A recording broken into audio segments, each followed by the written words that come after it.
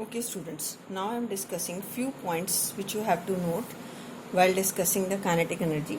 When force and displacement are in the same direction, the kinetic energy of the body increases.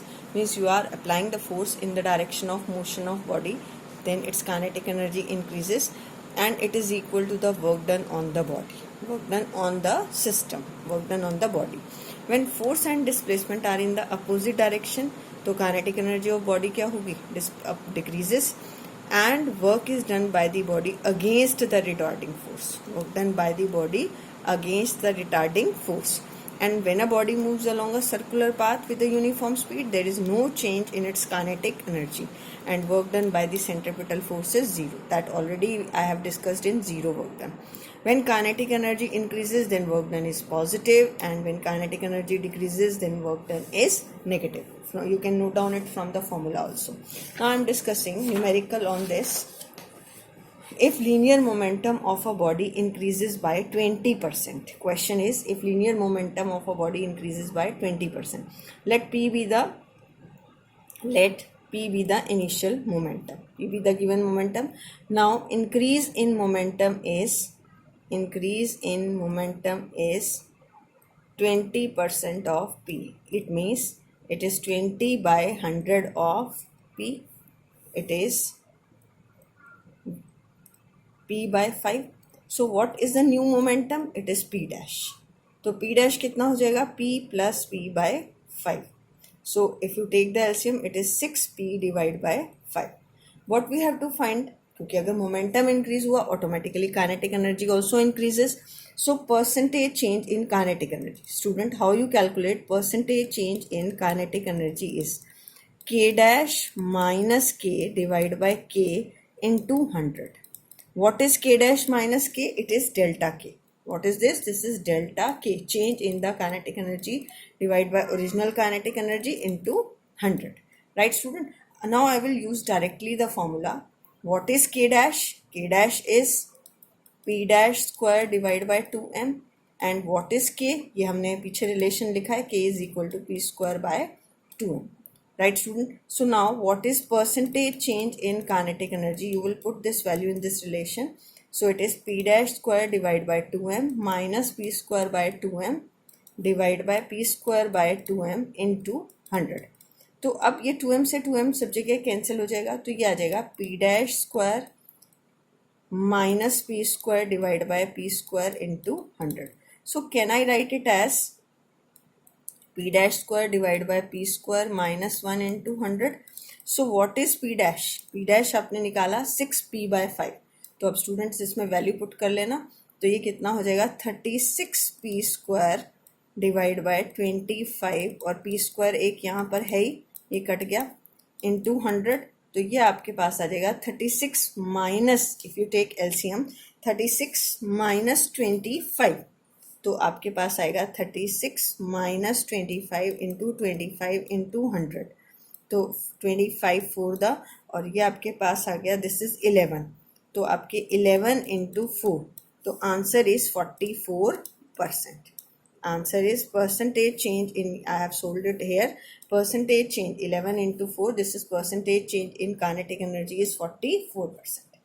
Now in the next question it is given to you, if the kinetic energy of the body increases by 300%, कितने percent से increase हुई? 300%. increases by 300%, by what percentage will the linear momentum be increased? तो kinetic energy पहले K है, अब new kinetic energy जो आपकी increase हुई, increase kinetic energy is 300% of के. तो आप कैसे निकालेंगे? 300 डिवाइड बाय 100 इंटू के, राइट. तो दिस इज 3K. तो न्यू काइनेटिक एनर्जी कितनी बन जाएगी? K plus 3K, it is 4K. What it become? 4K. Right student? अब आपको चाहिए momentum. This is the increase in kinetic energy. अब percentage change in momentum that you want to calculate. Percentage change in momentum is P dash minus P divided by P into 100, right. अब kinetic energy और momentum में क्या relation होता है? kinetic energy is P square by 2m. So p square you want to calculate. P square is k into 2m, and p is equal to under the root of 2km, right? To what is k? Kinetic energy. So it is under the root of 2k dash into m minus under the root of 2k into m divide by root 2k into m into 100. तो अब इसमें क्या चीज़ common है? Root 2 और root m common है. That get cancel out. So it become root k dash minus root k divide by root k into 100. So you can write it as root of k dash by k minus 1 into 100. What is k dash? मैं यहाँ solve कर देती हूँ इसे, इसको ऊपर solve कर देती हूँ. k dash is, k dash यहाँ पर कितना है? 4k. Put the value. It is 4k divide by k minus 1 into 100. k get cancel out and it is 2 minus 1 into 100.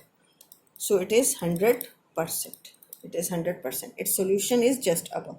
This is the percentage change in momentum. I hope this type of questions are clear to all of you. Now, in the next question, a bullet weighing 10 gram is fired with the velocity of 800 meter per second. तो u आपका कितना है? 800 meter per second. After passing through a mud wall in 1 meter. So how much distance it cover? 1 meter. Its velocity decreases. Final velocity is 100 meter per second. Find the average resistance offered by the mud wall. So student, here the work is done. Work is done against this force. The work done by the resistance. Work done by the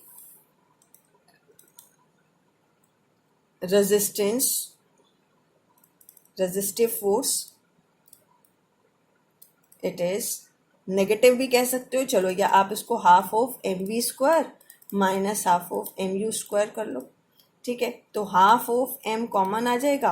we कितना होगा? 100 square minus, और ये कितना हो जाएगा? 800 square. Right, यहाँ negative sign आएगा. Student, you can write this as half of m as 10 gram है, 10 को किलोग्राम में चेंज करेंगे. You can write it as 100 minus 800 into 100 plus 800. तो आप इसको सॉल्व करेंगे, ये ज़ीरो कैंसिल हो गई. 1/200 इंटू माइनस 200 इंटू 900. तो आपके पास ये कितना आ गया? -900. What does this means? This is force. This is the work done is force into distance.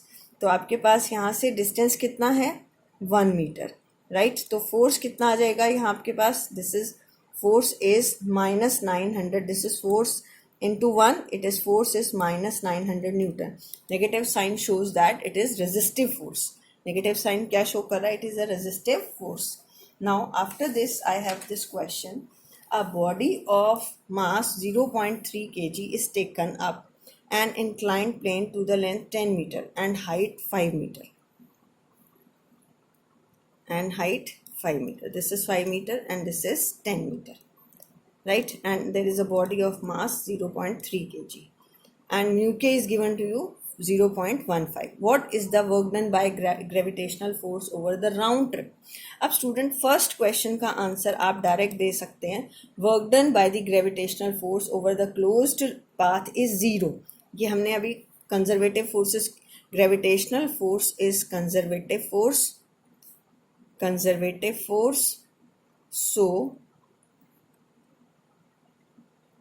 So work done over closed path is 0. Work done over closed path is 0. Work done by the applied force over the upward journey. अगर ये ऊपर जा रहा है तो इस पे कौन कौन से फोर्सेस एक्ट होंगे? एम जी यहाँ, नॉर्मल रिएक्शन यहाँ. तो अगर ये थीटा है तो ये कितना आ जाएगा? M g cos theta and this is m g sine theta. If body is moving up, तो फ्रिक्शन भी कहाँ एक्ट होगा? Downward, f k. So second, what is the work done by the applied force? तो applied force कितना होगा? Applied force must be equal to m g sine theta plus frictional force, क्योंकि आपका applied force कितना होना चाहिए? At least in दोनों forces के इक्वल एंड अपोजिट. राइट, तो एम जी साइन थीटा, और इसको हम क्या लिखेंगे? Mu into r. और आर को क्या लिख सकते हैं हम, m g sine theta plus mu into cos theta, right student. तो अब ये अप्लाइड फोर्स आ जाएगा, तो अब वर्क डन निकालेंगे आप, applied force multiply by length. Length आपको कितनी दी हुई है इसकी, this is 10 metre. Sine theta की वैल्यू और टेंजेंट थीटा, साइन थीटा आप यहाँ निकालेंगे 5 by perpendicular over hypotenuse, 5/10 it is 1/2, और थीटा आपके पास यहाँ से आ जाएगा 30 डिग्री, तो आप यहाँ से cos 30 भी निकाल सकते हैं।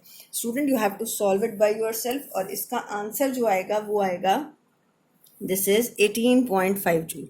जब आप इसे सॉल्व करेंगे तो ये आएगा 18.5 joule. You have to do it by yourself. Third part is work done by frictional force over the round trip. ये भी हमने किया था, work done by frictional force when body is moving up तो friction force down, जब body down आ रही है तो फ्रिक्शन फोर्स अप। तो दोनों ही केस में work done by frictional force आपका क्या होगा, minus of F K into L, minus of F K into L. What is L, L is the length, this one, length of this, so it is -2 into L.